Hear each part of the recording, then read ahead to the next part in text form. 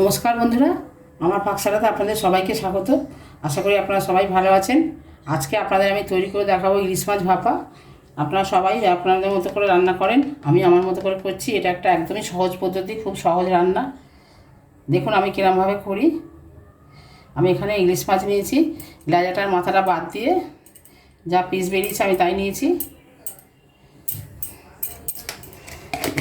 মাছগুলো আমি ধুয়ে পরিষ্কার করে নিয়েছি, জল ঝরিয়েও নিয়েছি। এর মধ্যে আমি নুন হলুদ মাখিয়ে রাখছি।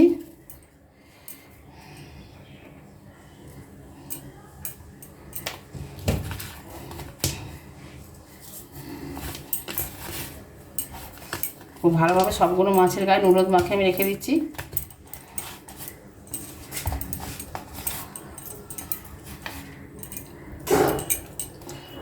সবগুলো মাছের গায়ে আমি নুন হলুদ মাখিয়ে নিয়েছি।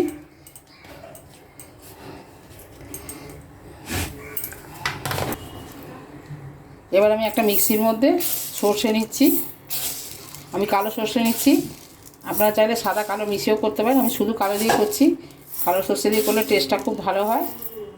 মিক্সির মধ্যে আমি কালো সর্ষে আর কাঁচা লঙ্কা দিয়েছি, আপনারা চাইলে এতে সাদা সর্ষেও দিতে পারেন। এর মধ্যে আমি একটুখানি নুন দিয়ে দিচ্ছি, না তিতো হয়ে যাবে।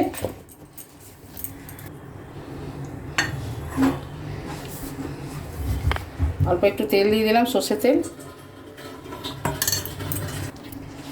আমি জল দেবো, জল দিয়ে বেটে নেবো।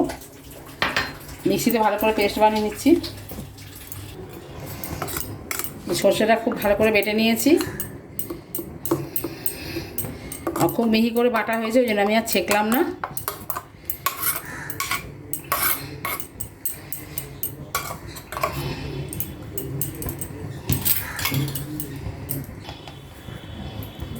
হলুদ দিলাম, মাছে হলুদ দেওয়া আছে, পরিমাণ মতো হলুদ দিলাম। নুন দেবো, খালি গ্রেভিটার মতো নুন দিতে হবে, মাছেও নুন হলুদ মাখাই আছে।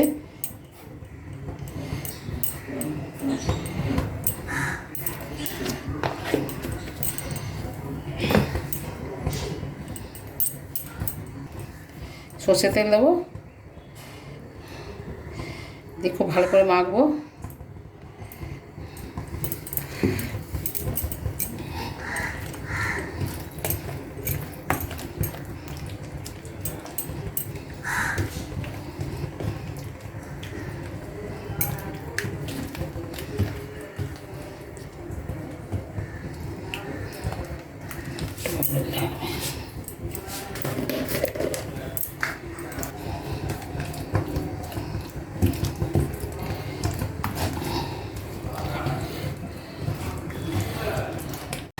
মাছটা মাখানো হয়ে গেছে দেখুন খুব ভালো করে।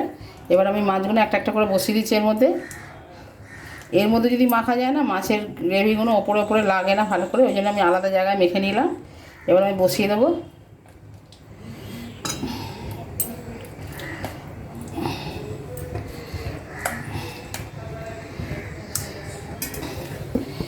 কাইটা ভালো করে ছড়িয়ে দেবো চারদিকে।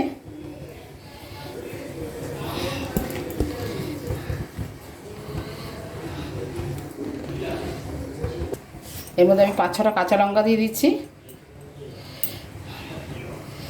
এগুলো ভাতের সঙ্গে মেখে খেতে খুব ভালো লাগবে। ওপর দিয়ে আমি আরেকটু সর্ষের তেল দিয়ে দিলাম। এই রান্নাটা একটু তেল বেশি দিতে হবে ভাপাটায়।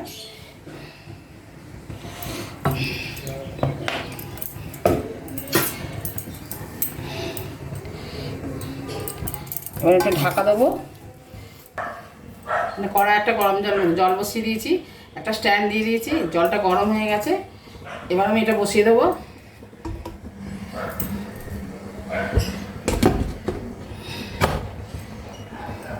এটাও বন্ধ করে দেবো, ঢাকাটা ওটা বন্ধ করে দিয়েছি। 20 মিনিট পর আপনাদের দেখাচ্ছি। ইলিশ মাছ ভাপা একদমই রেডি হয়ে গেছে। আমি যেরকমভাবে রান্না করলাম এরকমভাবে রান্না করবেন, খুবই সহজ পদ্ধতি। 10-15 মিনিট 20 মিনিটের মধ্যে রান্না হয়ে যায়। আমি যেরকম রান্না করি, আমার ভালো লাগলে লাইক দেবেন, আমার চ্যানেলটা সাবস্ক্রাইব করবেন। যদি আপনারা ইউটিউব থেকে দেখেন তাহলে সাবস্ক্রাইব করবেন, যদি আপনারা ফেসবুক থেকে দেখেন তাহলে ফলো করবেন। আর রান্নাটা সবার মাধ্যমে শেয়ার করবেন, কমেন্টসের মাধ্যমে অবশ্যই জানাবেন কেমন হলো। আপনারা সবাই ভালো থাকবেন, সুস্থ থাকবেন। ফিরে আসবো অন্য কোনো রেসিপি নিয়ে।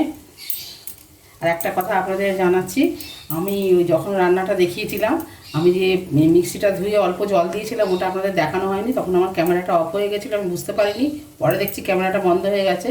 আমি একটুখানি মিক্সি ধুয়ে মেজারিং কাপে হাফ কাপ জল দিয়েছিলাম। এটা আপনারা অবশ্যই দেবেন।